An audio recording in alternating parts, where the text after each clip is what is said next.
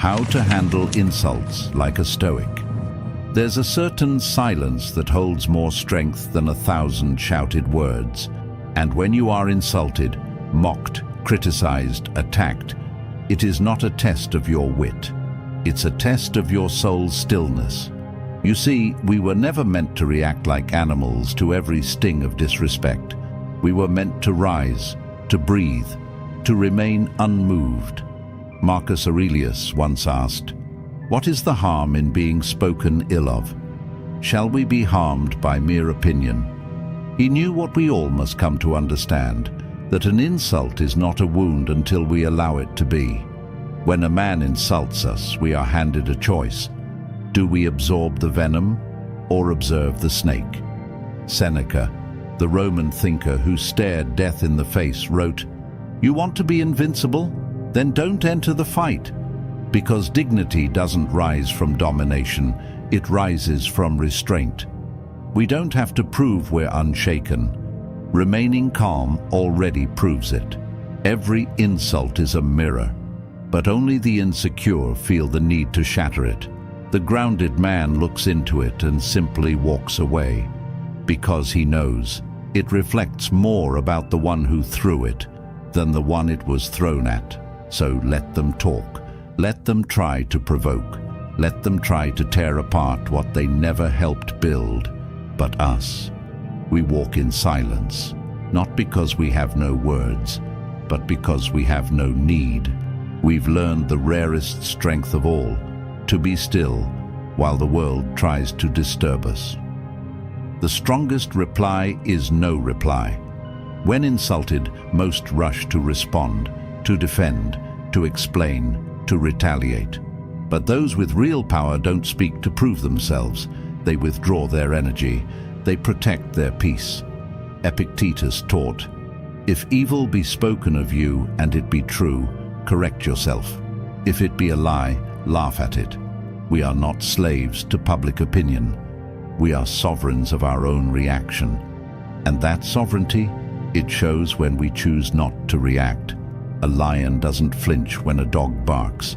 Neither should we, because the louder they get, the more silent we become, and in that silence is absolute control. Insults reveal the insulter, not you. When someone mocks you, they expose the unrest within themselves. Seneca warned us, "He who does wrong is more wretched than he who suffers it." So let them speak, let them spit venom. Your silence is not weakness, it's strategy. They want chaos, they want reaction. But when we remain unmoved, untouched and uncaring, we strip them of their only weapon, our attention. The insult, it vanishes in air, but your composure, it echoes in eternity. Because what truly defines us is not what they say, but what we choose to let in. We don't match fire with fire. We smother it with the calm of our stillness. Never take it personally. Take it as proof. An insult is not a statement about you. It's a confession about them. Epictetus taught, "If evil be spoken of you and it be true, correct yourself. If it be a lie, laugh at it." The truth doesn't need defending. Only ego screams to be heard. So when they attack your name, your choices, your silence, see it for what it is, a test. A test of who you really are beneath your pride. A test of whether you'll be ruled by their noise or by your reason. Let their words fall uselessly, like arrows shot at stone, because we do not rise by fighting every fool. We rise by becoming too powerful to offend. Remember, the offense exists only if you let it in. No one can truly insult you without your permission. Their words are sounds, vibrations in the air. It is your judgment that gives them meaning. As Marcus Aurelius said, "Choose not to be harmed, and you won't feel harmed. Don't feel harmed, and you haven't been." We are not disturbed by what others say. We are disturbed by the story we tell ourselves about it. So when they mock, belittle, or lie, stay still. Let their chaos echo into silence. Because the moment you react with anger or hurt, You've handed them the very power they wanted. But when you remain unmoved, unshaken, you've proven what they fear most, that you are untouchable. Insults are often confessions in disguise. When a person insults you, they reveal more about themselves than about you. A bitter tongue is born from a bitter mind. The envious speak poison because they are poisoned. The weak lash out to feel strong, just for a moment. Seneca once said, "A wise man is indifferent to praise and blame, because both are distortions. So when you are insulted, step back, observe, not react. Study their intention, not to strike back, but to understand the emptiness behind the attack. We don't absorb insults, we dissect them, and in doing so, we keep our peace, while their anger burns alone in the dark. Silence is the strongest reply to insults. The moment you react, you give power to the words aimed to wound you. You become trapped in their chaos. But when you remain silent, composed, and unshaken, you become a fortress, impenetrable and indifferent. Marcus Aurelius taught us, choose not to be harmed, and you won't feel harmed. Silence is not weakness, it is mastery. It is the voice of the unshakable mind that refuses to be dragged into the storm. We do not argue with shadows. We do not fuel the fire of meaningless conflict.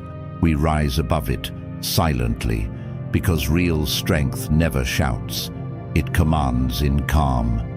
Every insult is a mirror, but it reflects them, not you. When someone insults you, they are not revealing your truth. They are revealing their wounds, their envy, their chaos. To believe their words is to accept poison disguised as judgment. Epictetus reminded us, if someone succeeds in provoking you, realize that your mind is complicit in the provocation.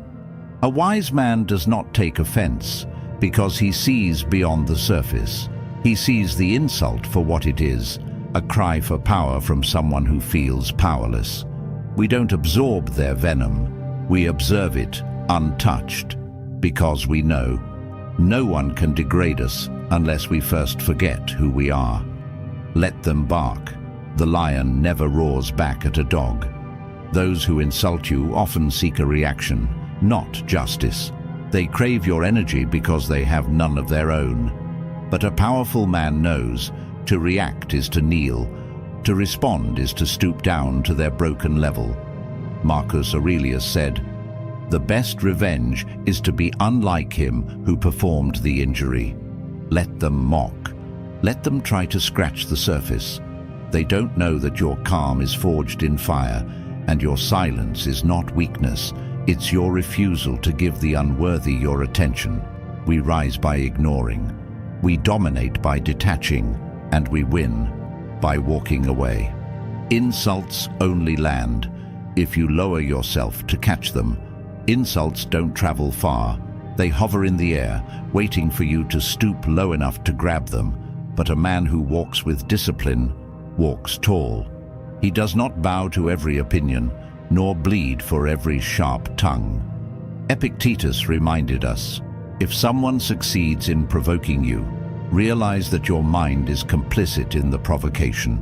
So the insult is never the real weapon. Your reaction is, and that's what you must master. We are not here to fight every fool. We are here to master the only battle that matters, the one inside. Let the world spit venom. We'll drink silence like a shield, because no one can break a man who no longer reacts like a slave. If this resonated with you, subscribe to the Stoic Verse for more wisdom to guide your journey.